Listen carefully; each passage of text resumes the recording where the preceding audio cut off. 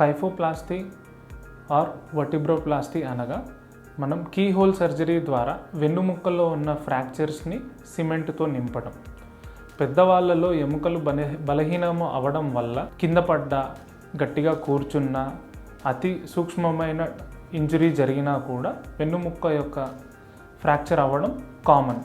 So ఈ వెన్నుముక్క fracture అయినప్పుడు వాళ్ళు సొంతంగా కదలలేకపోవటం, పొద్దున్నే నిద్ర లేవగానే వెన్నుముక్కలు తీవ్రమైన నొప్పి, బెడ్లో అటు ఇటు కదలడం చాలా ఇబ్బందిగా అయినప్పుడు మనం ఈ ఫ్రాక్చర్ గురించి అవగాహన తెలుసుకోవాలి. ఫ్రాక్చర్ ఉందని తెలిసిన వెంటనే కైఫోప్లాస్టీ ఆర్ వర్టిబ్రోప్లాస్టీ మనకు కీ హోల్ సర్జరీ ద్వారా ఈ ఫ్రాక్చర్స్ని మనం సిమెంట్తో నింపి పేషెంట్కి ఇమీడియట్గా అంటే వెంటనే రిలీఫ్ వచ్చేలాగా చూడవచ్చు.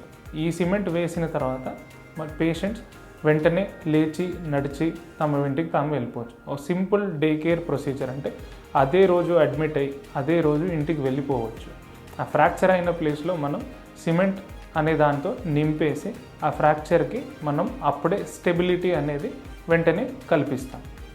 కైఫోప్లాస్టీ ఆర్ వర్టిబ్రోప్లాస్టీ ఈ రెండింటికి తేడా ఏంటంటే, కైఫోప్లాస్టీలో మనం ఫ్రాక్చర్ అయిన చోట ఒక బెలూన్ ఇంట్రడ్యూస్ చేసి మనం ఆ ఫ్రాక్చర్ అయిన ఎముకని తన పునఃపరిస్థితి అంటే దాని ముందున్న హైట్కి దాన్ని లేపి అక్కడ మనం సిమెంట్ ఇంట్రడ్యూస్ చేస్తాం.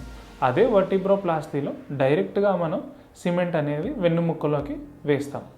ఈ కైఫోప్లాస్టీ ఆర్ వర్టిబ్రోప్లాస్టీలో రిస్క్ ఉంటుందా? చాలా తక్కువగా రిస్క్ ఉంటుంది. మనం ఏదైతే సిమెంట్ వేస్తామో ఆ సిమెంట్ లీక్ అయ్యే అవకాశాలు ఉంటాయి, కానీ ఈ సిమెంట్ లీక్ను కూడా మనం ట్రై చేయవచ్చు తక్కువ చేసుకోవడానికి. కైఫోప్లాస్టీ ఆర్ వర్టిబ్రోప్లాస్టీ ఎవరికి చేస్తాం? వెన్నుముక్క యొక్క ఫ్రాక్చర్లు ఉన్న వాళ్ళకి.